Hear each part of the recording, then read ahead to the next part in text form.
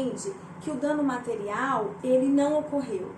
Então, a parte devolve para o tribunal apenas a análise do dano material, que de fato é aquilo que ela discorda, que de fato é aquilo em que ela precisa ver reexaminado. E não fala, e não devolve, e não leva o reexame para o dano moral.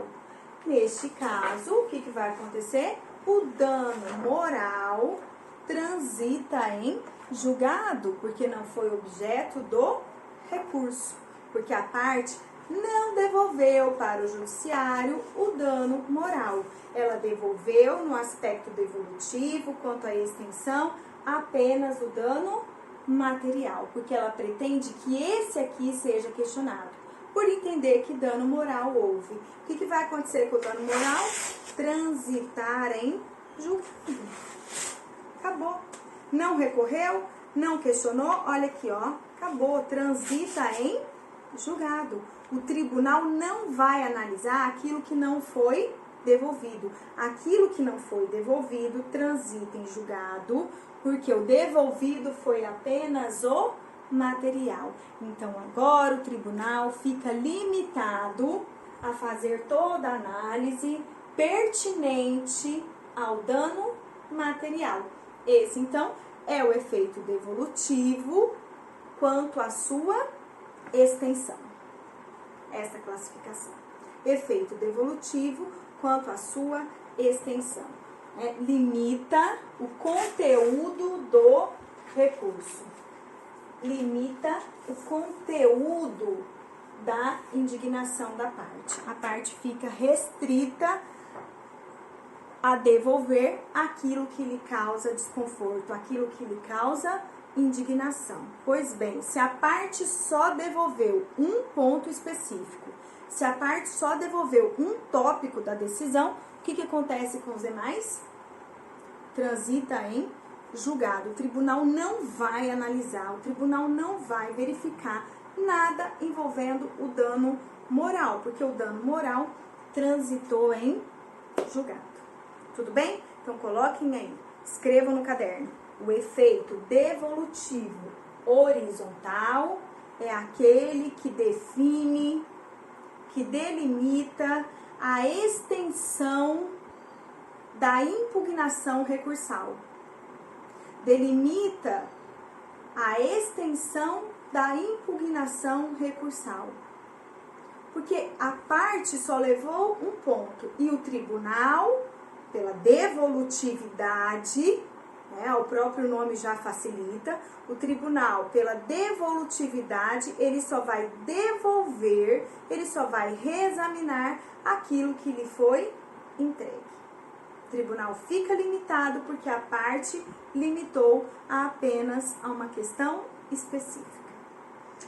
Esse efeito devolutivo horizontal, ele é muito conhecido pela doutrina, e o artigo 1013, que refere-se à apelação, tá no capítulo da apelação, mas aqui ele serve como uma análise geral do efeito devolutivo, que está contido ali, é utilizado para outros recursos, ele traz que esse efeito devolutivo, ele é conhecido por uma expressão em latim, não temos como correr dela, uma expressão em latim que diz assim, no primeiro momento ela é estranha, mas ela explica bastante, ela acaba sendo esclarecedora. Olha lá o que está definido pela doutrina, em termos em latim, para configurar, para caracterizar esse efeito devolutivo. Tantum devolutum quantum appellatum. Olha só. O tanto que se devolve é o quanto se apela. Vamos ao contrário, O quanto que se apela, e aí o apelar no sentido de súplica, de revisão, de devolver, o quanto se apela é o tanto que se devolve. É uma expressão em latim, mas com 4 palavras, que define bastante o efeito devolutivo extensivo. Tanto quanto. O tanto que você devolve é o quanto você apela. Então, o tribunal só vai analisar o que foi devolvido. O quanto foi apelado é o tanto devolvido. Portanto, o tribunal ele se restringe, ele se limita a observar, a analisar o que de fato foi objeto do recurso. Se tem outros pedidos, danos, né, envolvendo outros tipos de danos, ele não vai analisar, porque você vinculou, limitou a atuação do tribunal para apenas aquilo que se pretende ver reexaminado. Tudo bem? Então copiem essa expressão porque ela é muito utilizada pela doutrina.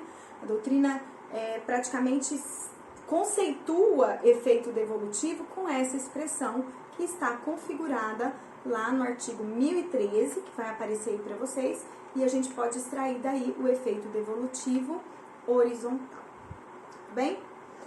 E agora, falando do efeito devolutivo, quanto à sua profundidade, no seu aspecto vertical, nós temos que, daquilo que foi devolvido, dentro do que foi objeto da devolução, o tribunal não fica preso para analisar a vontade das partes. Dentro do que foi devolvido, o tribunal pode analisar tudo na sua profundidade. Então, dentro do que foi devolvido, a parte escolheu o que foi devolvido. Ela definiu. Ela tem liberdade para definir o que ela pretende ver reexaminado. Mas dentro do que foi devolvido, o tribunal atua com profundidade. Por isso, então, efeito devolutivo vertical. Senhores, há doutrinadores que entendem que esse efeito devolutivo vertical é um efeito devolutivo diferente. Então, ele merece ser chamado de efeito translativo. Então, há doutrinadores que entendem que o efeito devolutivo vertical, ele é um efeito diferente e deveria receber um outro nome e, portanto, ele é o efeito translativo.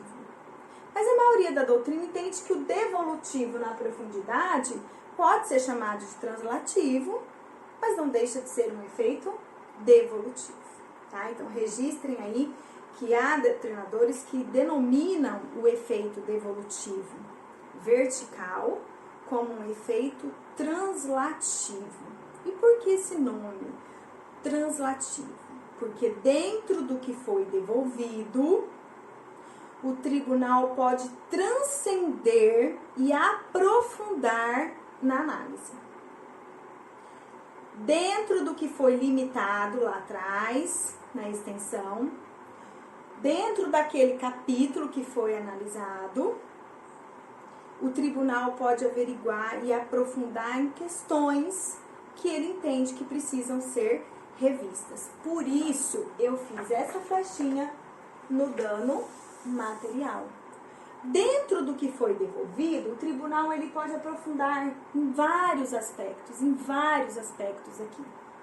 Lembram? O dano moral estava aqui, não foi devolvido, transitou em julgado. Agora, o dano material, que foi o objeto da devolução, ele permite que todos os aspectos que envolvam matéria de ordem pública, que envolvam questões que o juiz deveria ter analisado de ofício e não fez, lá do 485, parágrafo 1º, agora pode ser reexaminado pelo tribunal. Então, nós obedecemos o devolutivo extensivo, mas dentro do que foi devolvido, a matéria agora pode ser aprofundada pelo tribunal e o tribunal não fica obrigado a limitar-se nas questões trazidas pelo recorrente.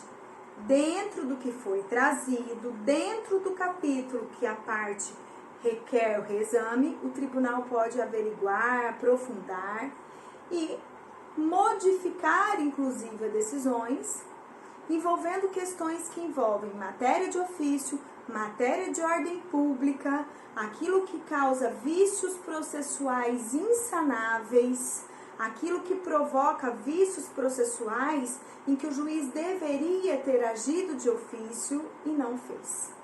Neste caso, o tribunal, então, pode ir além. O tribunal pode aprofundar, independentemente se a parte trouxe ou não trouxe para o recurso.